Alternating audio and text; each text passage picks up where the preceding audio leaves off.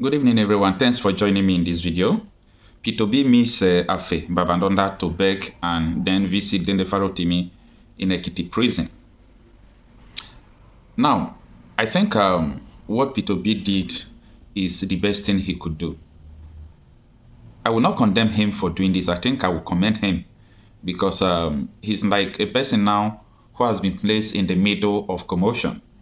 Dele Farotimi is an obedient who supported P2B openly, by all means, going to media, defending him during the presidential election of 2023. Baba Afe Babalola, in other way with Obasanjo and other Fenifere and so on and so forth, they were also conversing for P2B during the 2023 election. So P2B is like, okay, these are my people. What should I do? Let me go and beg this one, visit this one in the prison. But let me know what you think about the movement. Shara Reporter published that P2B meets Afe Babalola to beg and then visit Dele Farotimi in the prison. Now, let's see whether this case will be settled out of prison and everything will be over. Because Dele Farotimi, I think they must have taken him through inhuman treatment for these few days. Afe Babalola must have been receiving the heat, the pressure, and even the high blood pressure of what he caused. Because people are putting pressure from all angles, digging out so many things that are not supposed to come out to the media. He caused it. But let's see whether everything will settle in this way. Now, this is what Shara Reporters published. It reads, former presidential candidate of the Labour Party and former governor of Anambra State, P2B, has met with Nigerian legal Nnamdi Afe Babalola, senior advocate of Nigeria in Ekiti State. Obi had pleaded with Babalola to consider the situation of human rights lawyer Dele Farotimi, who is at Ekiti prison. The legal luminary has come under intense criticism since he petitioned the Nigerian police to arrest Farotimi, with Nigerians locally and in the diaspora already said for a mega protest to force the non-Nigerian to stop his alleged abuse of power. Obi, who came from Lagos to Ekiti State on Monday, reportedly had in-depth discussions with Babalola, including on Farotimi's matter. But sources who were at the meeting confirmed that the former Labour Party candidate rather begged the legal luminary. Farotimi had appeared before the court on Monday following charges brought against him by Afe Babalola's son under the Cyber Crimes Prohibition Prevention Act of 2015. Today, Mr. P2B traveled from Lagos to Ekiti State, dedicated the entire day to meaningful engagements. He visited Afe Babalola at his office within the Afe Babalola University, where they had in-depth discussion on critical issues, including the situation of the activist and lawyer Dele Farotimi, on X user posted. So, that is the situation. Remember, the Federal High Court has granted Dele Farotimi 50 million bail and adjourned the case. What do you think? For me, I think that is the right move and the right thing P2B should do. He have done what he's supposed to do. But the two parties must have experienced what they did not expect. Yeah. Dele Farotimi, we never expect that they will handcuff him, a lawyer, because of cyber stalking. And that is condemnable. Why people who are terrorists, Boko Haram, people who looted money like Yahaya Bello, they have never handcuffed them. Even escort is following them. They are living large in their detention. But the innocent ones who commit bailable offense that is not worth anything are being treated in a dishuman, treatment. And that proves everything that the Farotimi have been saying. Nigeria system is all about highest bidder. Do you know anybody? You know somebody in power, you have the money, you can control anything. When I mean anything, you can control anything. You can ask them, put this man in prison, they'll put him in prison.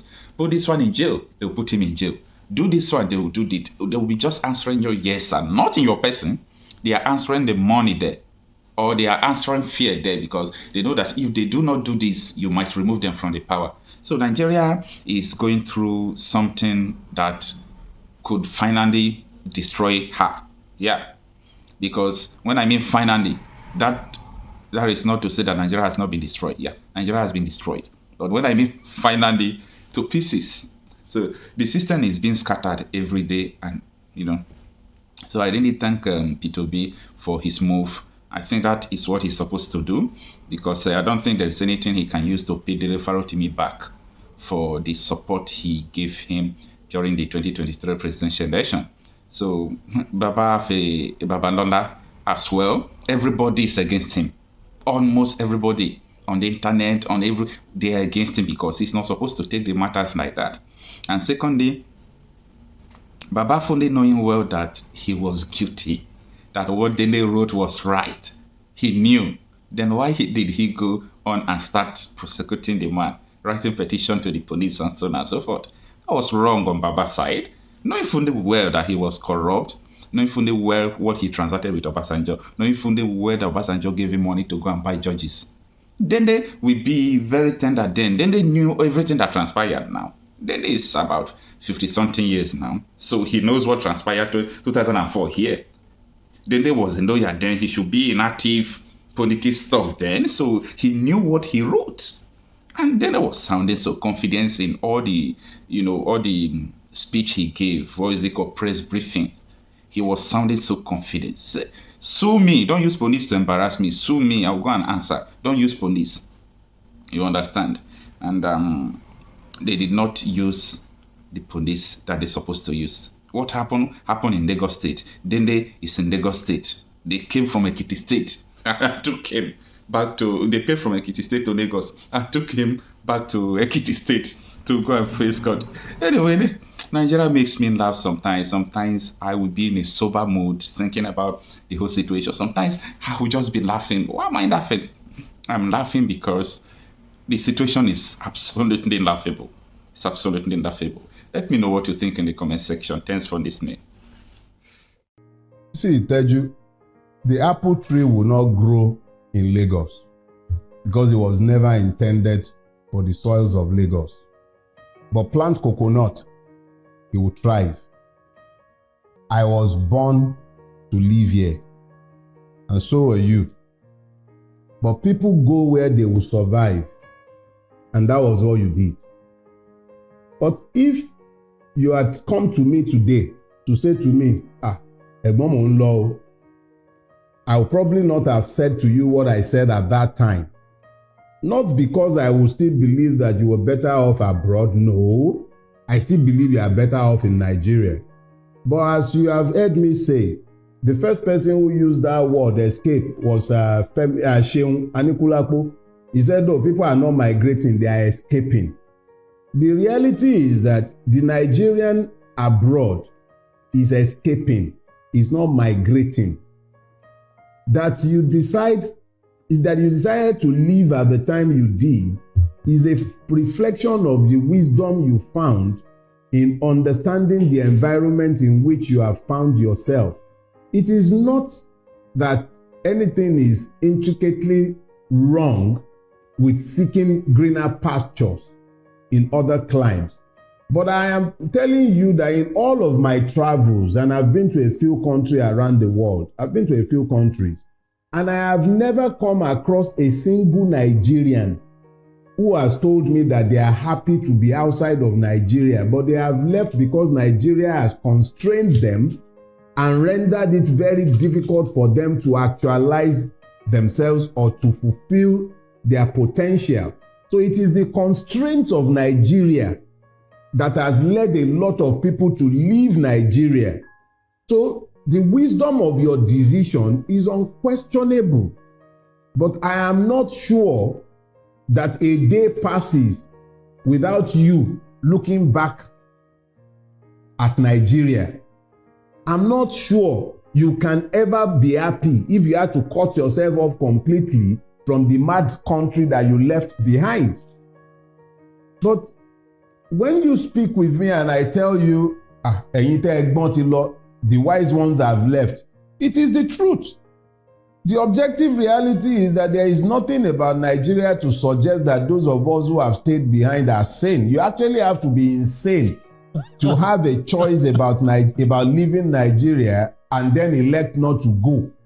You actually have to be functionally insane to remain in Nigeria. In fact, it is my thesis and argument that if you truly want to know the insane Nigerian, look to the ones who have a choice as to where they will live and who can afford to live abroad but elect to stay behind in Nigeria. Any anyone you know who can afford to live abroad and has refused to go and has stayed behind is a madman. The person has to be insane.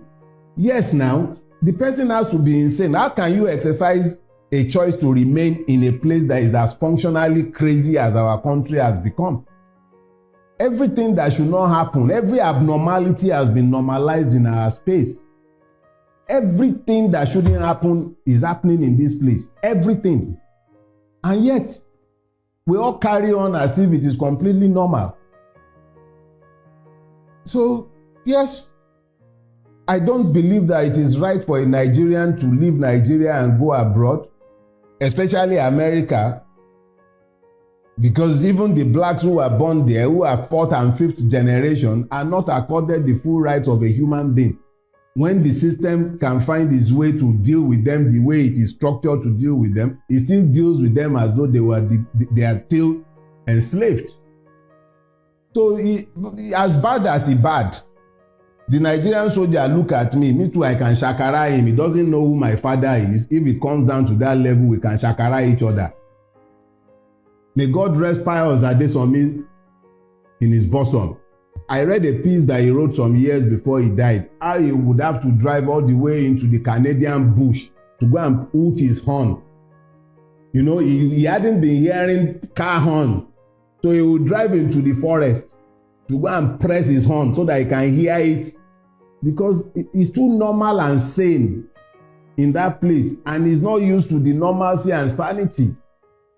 We are Nigerians. Sanity is far from us, because our country does not allow us the luxury of sanity.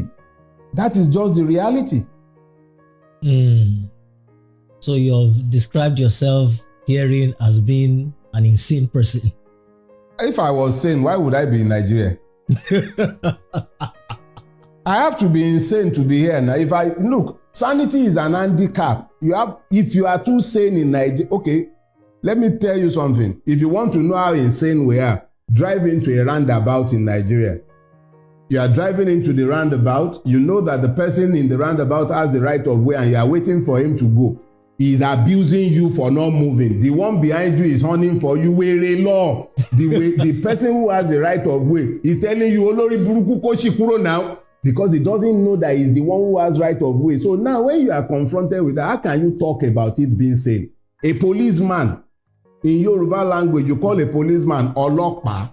Olokpa means the bearer of the staff. The staff that he bears is the king's authority, is the symbol of the king's authority. So the policeman is essentially the symbol of the authority of the state, because he's the enforcer of the state's laws.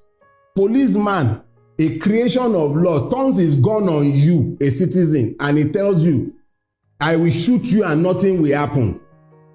So the person who should enforce the law is the one who is declaring the state of impunity, and you tell me that's a sane environment. What is sane about that? If a policeman should say that to you in America, he will lose his job. Even in the most racist part of America, if you catch him on camera turning his gun on a citizen, or even an immigrant, or even a goat, if he would dare to turn his gun on a dog and shoot the dog, he will lose his job. But in Nigeria, nothing will happen. He's told you the truth. He will kill you and nothing will happen. This Nigerian Senate padded the budget, 3.7 trillion. No. What has happened? Nothing. So are we sane? How can we be sane and that will be happening in our country and nothing? Have you seen any reaction on our street? Nothing will happen. Nothing. So we can lie to ourselves and pretend that everything is hunky-dory, but the reality is that nothing is sane or normal about our existence. Our objective reality speaks to madness. We can ignore it, we can pretend it's not the case, but that is the truth. All right, finally, Dele